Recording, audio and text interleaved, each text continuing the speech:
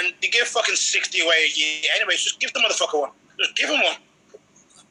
Yeah. I think there'd still be bodybuilders that have an issue with that. Brett, what would you be upset if they just gave him a pro card?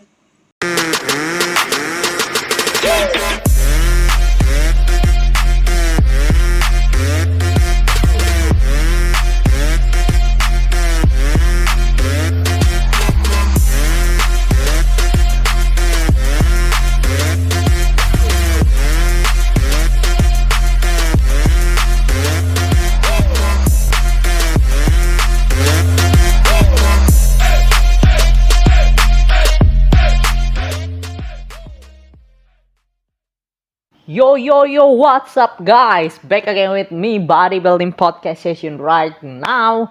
And today we're gonna talk with Nathan Deasha, Martin-Fitzwater, Brett Wilkin, and Desktop Bodybuilding, Javier Willis. Shout out to Javier Willis, okay, for getting and bringing Nathan Deasha, Brett Wilkin, and Martin-Fitzwater to discuss, okay, something happened in the bodybuilding world. But right now, we're talking about Michal Krizo. Yeah, like we all know guys, Michal Krizo is really being our conversation recently because he gonna turn pro finally. Okay, he gonna switch into the IFBB Pro League because so many people have some kind of like the great and awesome opinion. I don't know why he's really have some kind of like the biggest threat in every people predicted in the bodybuilding world. So today we gotta discuss how good he is and what Nathan Deasha, Brett Wilkin, and Martin-Fitzwater think and thought about Michal Krizo. Before we go jump up into it, are you guys really interested? Let's go, we watching together, and don't forget to click the bell button, subscribe guys, okay? Check this out. I want to discuss one more thing with you guys before we go into listener questions, and that's Michal Krizo joining, obviously, leaving the IFB Pro, Elite Pro League and then moving over to the NPC to compete to try to get his pro card and then obviously to try to qualify for that Mr. Olympia. I saw obviously it was posted up on I believe it was NPC News Online on Instagram. We'll pull that photo shortly of him with Steve Weinberger in their gym there in New York. And he obviously, we're seeing some photos of him emerge from fan photos of they're taking him a gym and all that sort of stuff, and he does look big, so it's not all photoshopped and all that sort of stuff like some people might think and say he's not as big in person. And but he's obviously making that move over. And I'll go to you first, Nathan. What do you think about Michal Krizo and obviously making the move to the NPC and IFB, and how do you think he'll do? Oh yeah guys, before we heard about Nathan Deasha's opinion, I just wanted to remind you that Michal Krizo is not really turned pro yet, okay? He's not IFBB pro competitors. I think he just doing amateur show back in the day, but right now, he recently want to switch into the IFBB, so he's not IFBB Pro League yet, okay? I think Michal's a fucking freak, and absolutely fucking just an inbred of a freak. Sorry, but he is. But obviously all the shit talk he spoke, it's going to be put to the test now, isn't it? Do you know what I mean? Yeah. I believe he's going to come, get a pro card, crack, win a pro show, and then I think this year he's probably going to get top fucking, even though everyone gets top 7 Olympia, I think he'll get top 7 Olympia. I honestly do. I know my top 7 in my head, yeah. But listen, the guy's a freak. The only way he gets put out of top 7 is if Ramy doesn't win it. If Ramy doesn't win the Olympia, yeah, and then obviously then Ramy won't win it, then it'll either be, are you going to like Nick, when Ramy and Nick are the similar structure, and obviously if Ramy doesn't win it, you're going for a more aesthetically pleasing guy, and then it's going to put the bigger guys near the end, like I've said in the past. But I think he's a fucking freak. Do you know what I mean? Yeah, and plus I like him because he talks shit. Oh, Nathan Deasha is really said Michal Krizo is freak. He freak.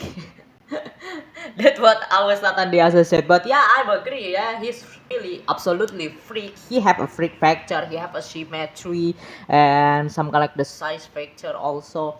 Not so many people have some kind of like the freak and symmetry factor like a Michal Krizo. And even Nathan Deasha is predicted about Big Ramy too. It's really incredible, man. I'm not really thinking about that far, but Nathan Deasha really, compare him between, Remy, Nick Walker, and everyone, and predicted that maybe Michal Krizo it could be in the top 7, top 5. It's awesome. Is that Michal Krizo is really that good? What you all guys thinking? Nathan Diaz is really think he's really good. What do you think, Brad? I'm just gonna be completely honest here. People are downplaying it and stuff that like now he has to compete, whatever. But anybody from first to like you said 7 should be worried. He's the deal. The only thing, go back to his profile real quick. Yep. If you notice, like I said, world class arms, probably the best arms gonna be in the IFBB. Yeah. Great chest, amazing quads. But if you notice, keep looking. I've never even looked at his profile. I'm looking at it right now. He doesn't post any back shots, and that's what worries me. Because I think I was watching Trigili's video the other day, and Trigili was breaking him down, and he showed us on a stage photo.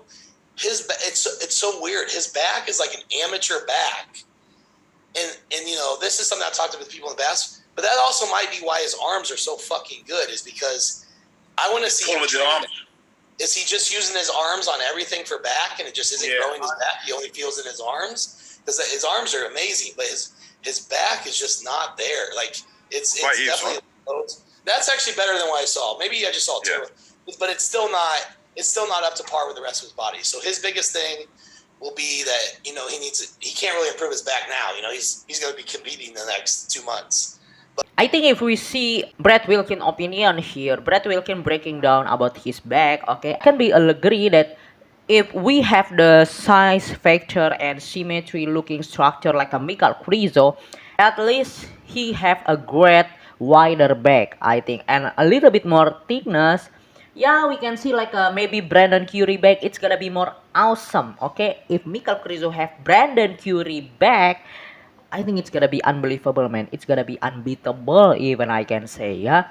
But maybe it's some kind of like the genetic that I can say, and maybe like a Brett Wilkin said, maybe it could be when he's trained his back, he's not really feel it on his back, or everything he's feel it on his arm, and he pull with his arms. But I don't know. I'm not Michal Krizo. I don't know how he train look like, because he's not really dumb post yet, right? He's not really sharing his back workout like any top tier bodybuilder in YouTube.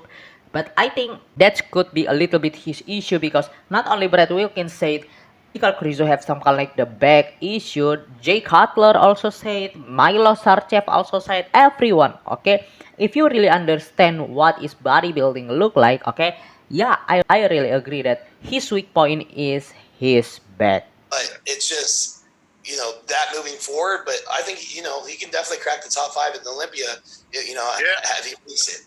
But like Nathan said too, as you see here, the Olympia conditioning level, especially for a top 3, is a different level. So he needs to get a little obviously tighter, but the muscle is there, the symmetry there.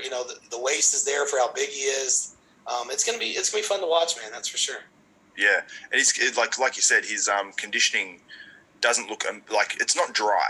Like it looks like he's got the lines and all that sort of stuff, which is great, but it's just not that dry conditioning that you see from some of your IFBB pro. I agree. It's not really the conditioning like he can bringing in the IFBB Pro League level. And I think it's because he more have some kind of like the white skin. I'm not trying to racist him, okay? I'm not trying, and I'm not have some kind of like the meaningful for being racist. I think people who have a white skin, it's gonna be hard to bring in the conditioning. And I think for people who really have some kind of like the black skin or everything brown skin, it's gonna be more easy, I think, for bringing the conditioning and look more harder, more grainy condition. I think I can be a little bit agree that Michal Krizo is not really have some kind of like the conditioning level of the IFBB. But Martin, what's your thoughts on Michal Krizo, and do you think he will be like Brett, a top sort of 10 Mr. Olympia and a real threat? I mean, if you know bodybuilding at all, you should definitely if you know bodybuilding, you already know this guy, right? And if you don't know bodybuilding, know this guy is a threat. Like this conditioning is decent, and if he can step it up just his hair from there, he really battled. The problem is he's never really been pushed hard. So I think that when he knows that he has to push hard, he could probably turn the Jets on, to be honest. I mean, his biggest competition is Mika in the IFBB Elite League, and Mika weighs 220 pounds. So, like, the size difference there is, like, Michael's always going to win. It was never a question, right? They don't have a 212 division. They only had bodybuilding. So, him stepping over is incredible. He's going to crack the top 10. I really have no question about that, honestly. I mean, if he shows up on stage like that, that's what he needs to do. He doesn't need to fill out nothing. The dude's a monster. Yeah. Unbelievably impressive, dude. So I'm actually super excited to see him come. And I mean, I think, like I said, I think you're an idiot if you don't think this guy's going to do well. Wow, that means everyone have some kind of like the good and awesome opinion about Michal Krizo, yeah? They have opinion that Michal Krizo is really that good. Well, I'm not trying to, disagree with them, but I can be a little bit agree with them opinion because they opinion, right? Because we have to, some kind of like open-minded about everyone opinion. But yeah, I think if we're talking about the top 10, I think I can be a little bit agree, okay? It could be, of course, for the top 10, he can break down. But I think for the top 5 or top 3, man, it's hard to believe, man, because the muscle he has is not really that cooked, I think. Like the conditioning, okay? We're talking about the conditioning standpoint. I think it's not really some kind of like the similar, like Brandon, like Hardy, Nick Walker, we can say, right? And yeah, I think for Hunter Labrada, it could be almost the same conditioning for Hunter. But I think hard to believe that he can break down top 5 or top 3. But for the top 7 or the top 10, yeah, I can see it. Okay, I can see it. So that's my opinion, and that's what Nathan Deasha, Javier Willis, Martin-Fitzwater, and Brett Wilkin opinion about Michal Krizo. So I'm gonna making some like another video what the recently we can talk and discuss in the whole topic of bodybuilding and fitness, guys. So just stay tuned and waiting for my channel. Subscribe, like, and comment, share, and let's go, guys. We talk together with me. I'm your host Joan Sagala, signing out. May God bless you all.